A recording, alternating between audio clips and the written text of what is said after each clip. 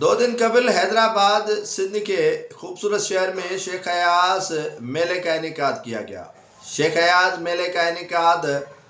Organiser Irfan ملا کی جانب سے اور امر سندھو ان کے ساتھ ہی انعقاد کیا گیا۔ اس میلے میں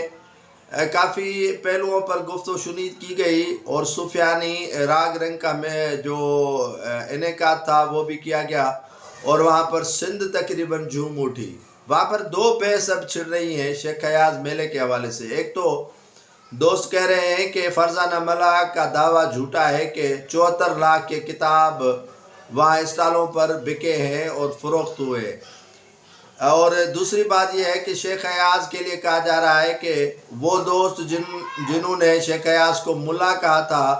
وہی اسی تقریبات میں مہمان خصوصی تھے۔ اب یہ دو بحث چھڑی ہوئے ہیں کہ یہ کتب کے حوالے سے اور شیخ ایاز کے ملا ہونے کے حوالے سے۔ یہ بحث اپنی جگہ پر وہ لوگ کرتے ہیں جن کا سندھ کے ادب سے یا تو تعلق نہیں ہے یا تو سندھ میں وہ روشن خیالی اور سیکولرزم کے جو ہے وہ قائل نہیں ہے۔ ایک چاہتے ہیں کہ سندھ کے اندر وہ ماحول پیدا ہو جو دقیانوسی جسے کہا جاتا ہے، اور جو ماحول سندھ کے باشندے جس ماحول میں پرورش ان کی ہوئی ہے یا ہو رہی ہے اس ماحول سے نکل کر ایک اچھے ماحول میں جینا چاہتے ہیں، اور اس اچھے ماحول میں ایسی تقریبات کا انعقاد ہونا ایک خوبصورت بات ہے۔ اب بات آپ پہلو کون سا بھی اٹھا لیں کہ شیخ ایاز ادیب تھا یا نہیں تھا، شیخ ایاز مسلمان تھا یا نہیں تھا، وہ عالم تھا یا نہیں تھا،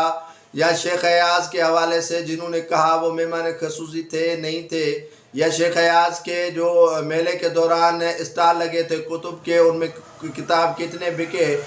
یہ ایک بحث نہیں ہے۔ یہ بحث یہ ہے کہ اس جو ہمارے ہاں ماحول کریٹ کیا جا رہا ہے، جو ملازم کا جو رجحان ہے جس کی طرف ہمیں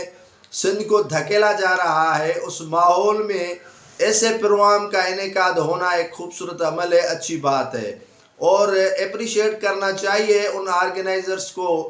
جنہوں نے ایسی تقریبات کا انعقاد کیا ہے۔ اگر آپ ایسی تقریبات کا خود انعقاد نہیں کر سکتے تو